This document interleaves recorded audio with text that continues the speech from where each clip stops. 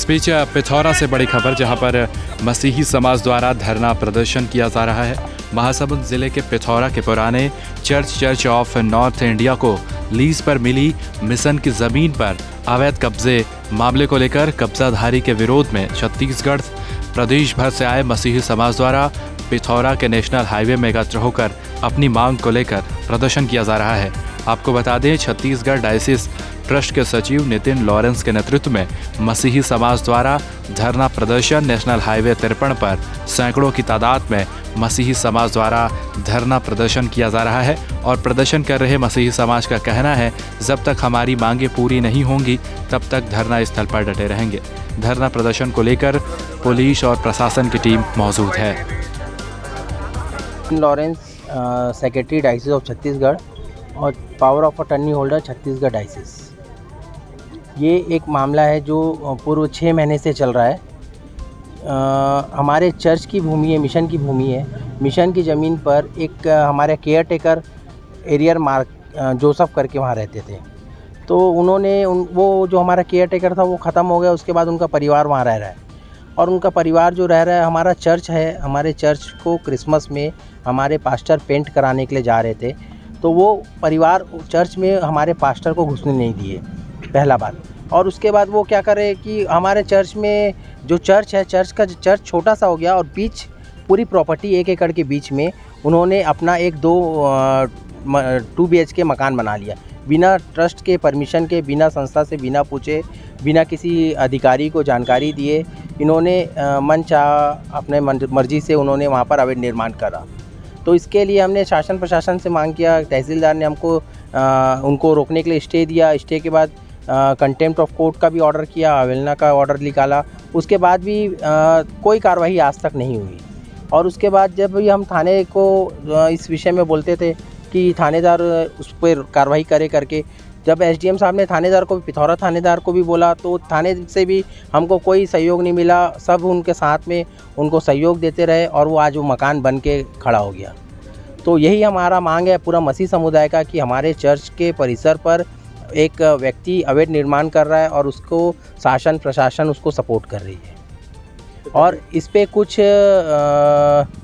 बोलना नहीं चाहिए कि कुछ पूर्व शासन प्रशासन के अधिकारी, कुछ पॉलिटिकल लीडर्स जो हैं यहाँ पर, अब बोलना तो नहीं चाहता हूँ लेकिन आज ओपन बोल रहा हूँ कि कांग्रेस के कुछ लीडर यहाँ पर जो वर्तमान में यहाँ रह रहे थे और सत्ता कांग्रेस की थी, लेकिन बोलते हैं कि ईसाइयों के साथ कांग्रेस खड़े रहती है, लेकिन हमारे साथ तो कभी ऐसा नहीं हुआ।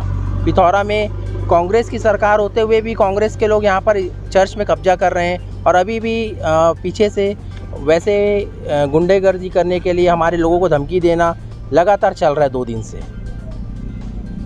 जमीन संबंधित सर जो कागजात किनके पास है? जमीन संबंधित कागजात हमारे संस्था के नाम पर है। आज भी हॉस्पिटल और कॉलोनी के नाम से पटवारी हल्का में दर्ज है। छोटा सा उदाहरण अभी आपने यहाँ देखा कि खाना बनाने के लिए जो टेंट लगाया था उसको पुलिस ने उखाड़ दिया और जिसकी ज़मीन थी उसने आके बोला कि आपने बिना अनुमति के मेरी ज़मीन पर टेंट कैसे लगा लिया। तो वो 3-4 घंटे की बात थी। हम तो अपना टेंट उठा के खाना वाना खा के चले जाते। अब आप सोच लो 3-4 घंटे के लिए किसी व्यक्ति को, जो भी हमारा भाई है वो, उसको इतनी तकलीफ़ हुई कि बिना मेरे अनुमति के मेरी ज़मीन पर टेंट कैसे लगा लिया। तो आप ये सोचिए कि जो ज़मीन हमारी बाप दादों के ज़माने से हमारे पास है उस पर कोई पक्का मकान बना ले और जिस चीज़ की केयर टेकिंग के लिए उसको रखा है वो उसको खंडर कर दे।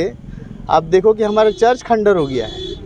आपका कोई भी धर्म स्थल खंडर होता है तो दिल में तकलीफ़ होती है, लेकिन वहाँ जिस वजह से उनको रखा गया वो चर्च खंडर हो गया। वो पास्टर भवन जो बाजू में है, जहाँ पहले वानी सर रहते थे, मेरे पिताजी रहते थे। मेरे पिताजी भी यहाँ 1987 से 1990 तक पास्टर रहे हैं और उसमें बहुत अच्छा हम लोग उसको सजाने संवारने की कोशिश कर रहे थे। शायद जो पुराने लोग होंगे, नायडू भैया के पिताजी जानते थे। तो हम लोग सबको, पूरे समाज को इकट्ठा करके बहुत अच्छी गतिविधियां चला रहे थे। लेकिन जब उनकी डेथ हो गई 1990 में, और उनका एक सपना था कि इस ज़मीन पे वहाँ पे एक फलों का बगीचा लगाया जाए, क्योंकि उस समय बहुत पेड़ थे यहाँ, पूरा बगीचा जैसा दिखता था वो। और उस पर ऊपर जाली लगा के, और वो पूरे मतलब जन सामान्य के काम आए, जनहित में उस ज़मीन का उपयोग हो। लेकिन कुछ लोग वहाँ पे मूंगफली और दूसरी चीज़ें लगाते थे और उसका टैक्स समाज को भरना पड़ता था। तो ये बहुत ही दुखदाई बात है।